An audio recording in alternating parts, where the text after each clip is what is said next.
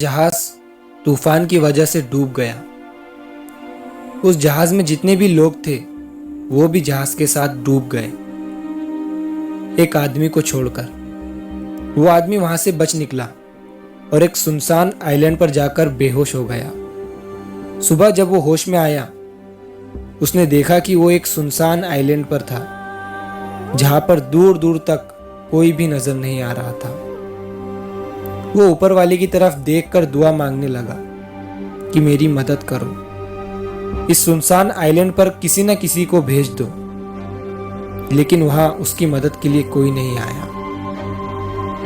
दिन गुजरते गए, वो रोज ऊपर वाले से मदद के लिए दुआ करता। कुछ दिनों के बाद उसने दुआ करना छोड़ दिया। उसने वहां से बचने की उम्मीद खो दी।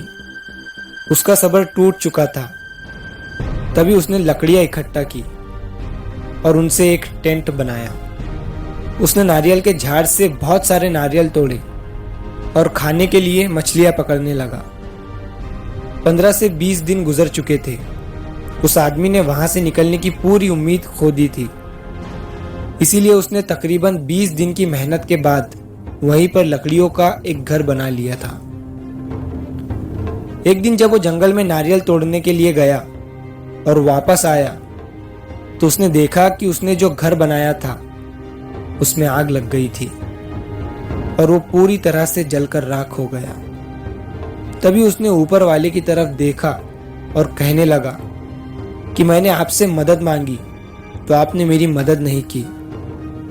जब मैंने रहने के लिए घर बनाया तो आपने उसे भी जला दिया। वो आदमी सारी रात ऊपर वाले को कोसता रहा और वहीं सो गया।